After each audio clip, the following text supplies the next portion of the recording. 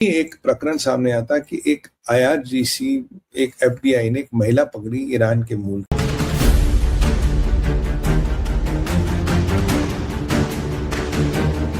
A 44-year-old woman has been arrested in the United States over alleged arms trafficking linked to Iran. Authorities say the case exposes a wider network of weapons transfers tied to Tehran. कि ये मानसिकता क्या है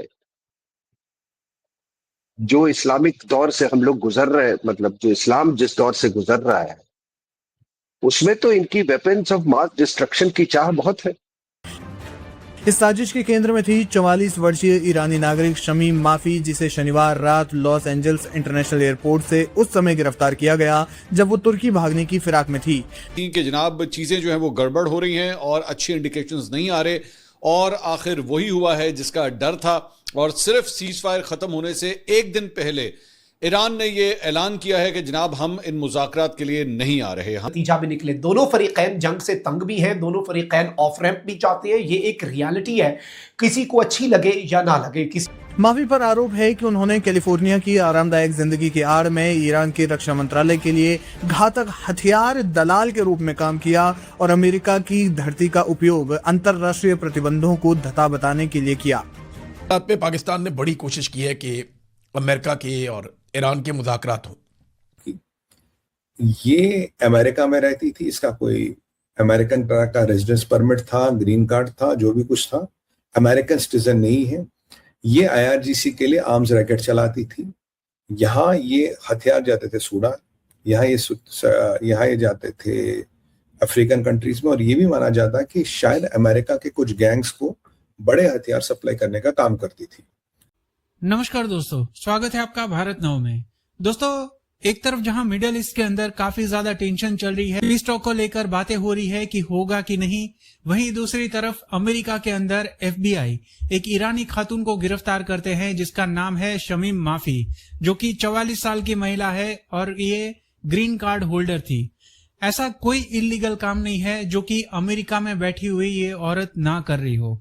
ऐसा कहा जा रहा है कि ये आईआरजीसी की स्लीपर सेल थी और ऐसे कई हजारों की तादाद में अमेरिका के अंदर आईआरजीसी के स्लीपर सेल मौजूद है। ये खातून जो थी ये भागने की फिराक में थी तुर्की की तरफ, बट एफबीआई ने तुरंत ही इसे गिरफ्तार कर लिया। अब ऐसा अंदेशा लगाया जा रहा है कि ये कुछ बड़ा प्लानिंग कर रही थी।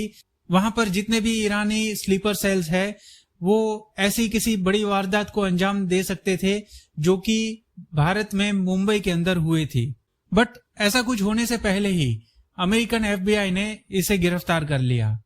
बट इंपॉर्टेंट बात यह है आईआरजीसी के जो रिजिम है वो क्या क्या कर सकती है और कहां कहां तक उनकी पहुंच है। तो ये वेपन्स ऑफ मास डिस्ट्रक्शन की, तो इनको क्या, अगर आप मान लीजिए टैक्टिकल न्यूक्लियर वेपन मिल जाए, या कोई भी न्यूक्लियर वेपन, तो आपको छोड़ देंगे ये टेररिस्ट। ये हथियार तुर्किया से भी आते थे, ये तुर्क हथियार ओमान से भी लाती थी।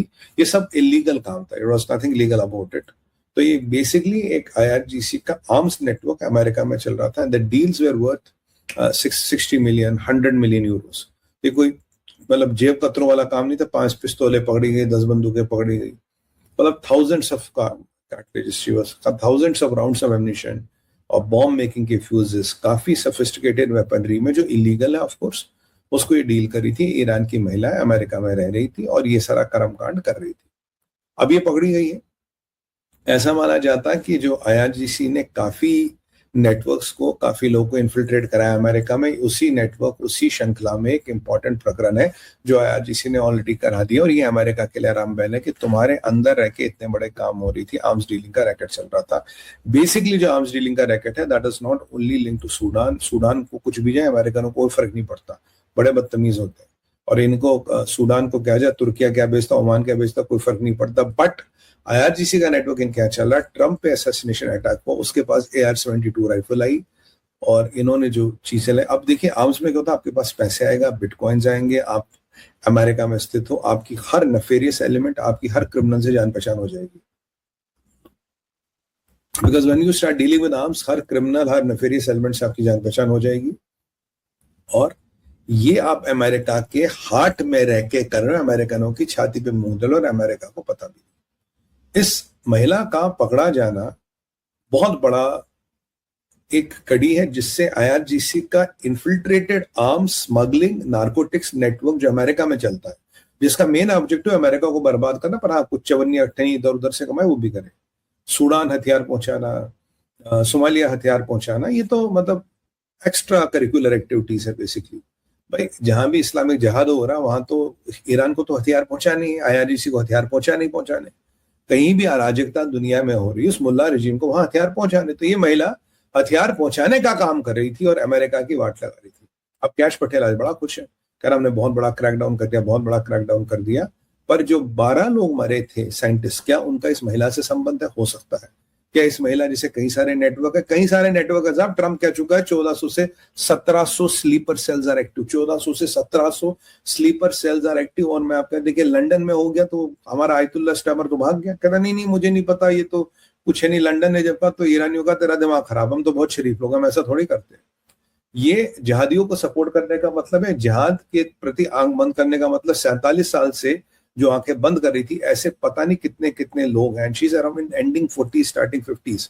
ये कोई यंग महिला नहीं है, very organised multi millionaire woman, has a lot of money, they have infiltrated all the possible organizations of America। जब ट्रंप ने ड्रग्स को हैंडल करने की कोशिश किया, ड्रग्स कार्टेल से भिड़ने की कोशिश की, मैंने कहा अरे भाई ड्रग कार्टेल कोई खेल थोड़ी ना, it's a $1 trillion industry and they have infiltrated everywhere in America. आपके जस्टिस डिपार्टमेंट में, आपके DA में, हर जगह वो इन्फिल्ट्रेटेड, आप क्या करोगे? ये बहुत बड़ी चुनौती है।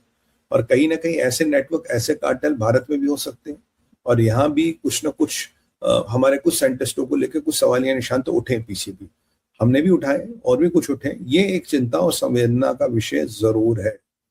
मुनीर जो है डबल क्रॉस कर रहा है। मुनीर अभी पाकिस्तान अमेरिका का सबसे बड़ा एसेट है, उसको नंगा करके, पहले उसको नंगा किया गया, नंगा करके उसको वल्नरेबल बना दिया गया, किसी अपने ही इसी नंगे हालत में तो अपने लोगों से मारा जाएगा, जो हम कहते हैं वो मान ले। और इतिहास कभी इसकी चर्चा होगी पता नहीं, हम लोग तब तक रहेंगे या नहीं रहेंगे, but future generations will know this story. I hope this entire story unfolds in our lifetime। तो जहां तक पाक न्यूक्लियर वेपन्स का सवाल है, तो इसका इंतजाम ऑपरेशन सिंदूर में कर दिया गया था। किसने करवाया, कैसे हुआ, किसने मदद की, ये खुलासा जो है ये भविष्य के लिए छोड़ दीजिए।